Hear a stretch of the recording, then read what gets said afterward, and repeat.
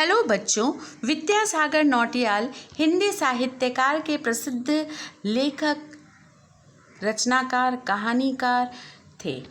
इन्होंने कई कहानियाँ लिखी जिसमें माटी वाली उनकी एक प्रसिद्ध कहानी है जो 9वीं कक्षा के पाठ्यक्रम में भी आता है।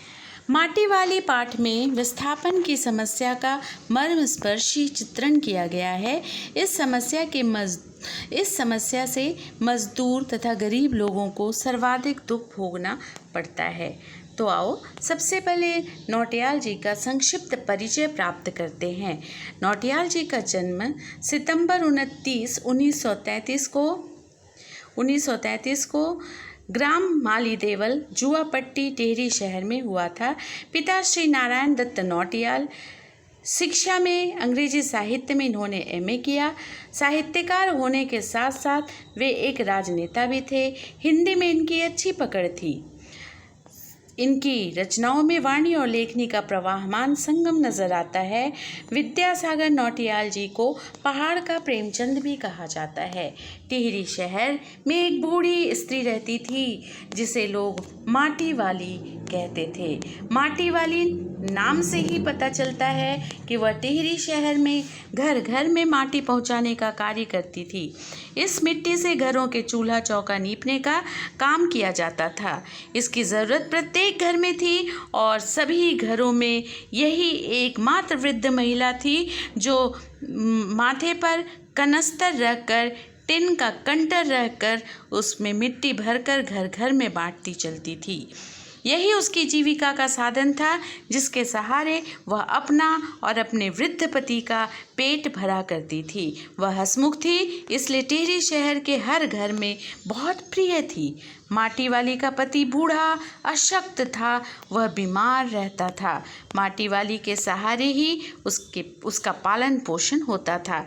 माटी वाली जिन घरों में भी मिट्टी देती थी उन घरों की महिलाएं उसकी हालत देखकर उसे 1-2 रोटी, कभी कभार चाय भी दे देती थी। इनमें से 1-2 रोटियां वह अपने पति के लिए बचा कर ले जाती थी जिसका उसका वृद्ध पति प्रतिदिन बेसब्री से इंतजार करता था।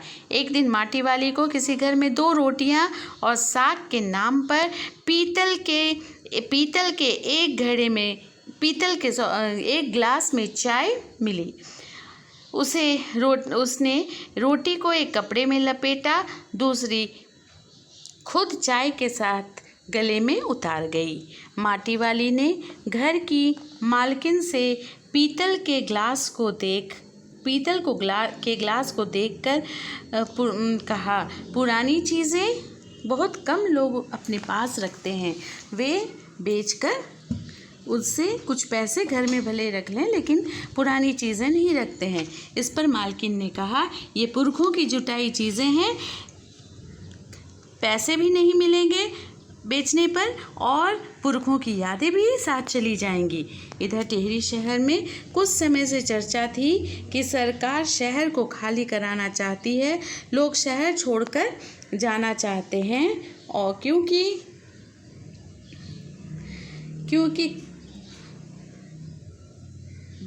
नदी पर बांध बनने वाला है, इसलिए लोगों को बहुत परेशानी होने लगी थी। जिनके पास धन दौलत थे उन्हें तो कोई चिंता नहीं थी, लेकिन गरीब मजदूर इससे काफ़ी चिंतित रहते थे।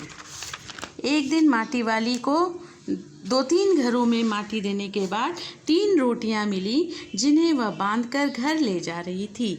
वह सोच रही थी कि आज वह 1 पाव प्याज खरीदेगी, उसे कूटकर आज रोटी के साथ अपने वृद्ध पति को देगी। घर पहुंचने पर उसकी आहट से जब बुढ़े ने उसकी ओर नहीं देखा तो वह चौंक गई। पास जाकर छूकर देखा तो पता चला कि उसका वृद्ध पति मर चुका था। टिहरी बांध के कारण विस्थापित होने वाले लोगों के साथ वह भी पुनर्वास अधिकारी के पास पहुंची। साहब ने उससे घर का कागज़ दिखाने को कहा। उसके पास कोई कागज़ नहीं था। आजीवन माटा खाना से मिट्टी खोद कर बेचने वाली के पास घर का प्रमाण पत्र कहाँ से होता। माटा खाना भी उसके नाम पर नहीं था। टिहरी शहर में पानी भरने लगा और पूरे शहर में भगदड़ मच गई। वह सहायता लेती भी तो किससे लेती। लोग अपने अपने घर को छोड़कर भाग रहे थे। निचली जमीन पर बने श्मशान डूबते जा रहे थे।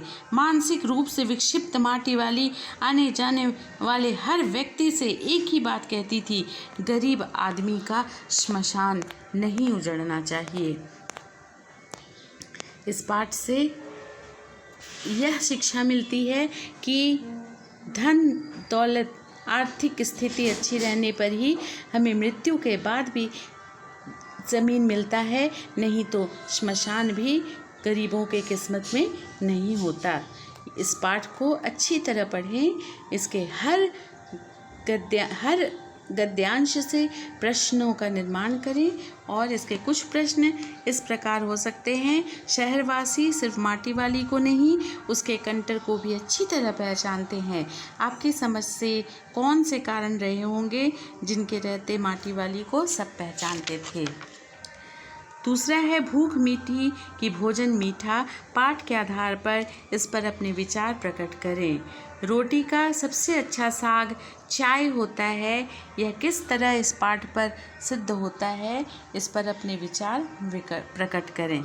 धन्यवाद बच्चों।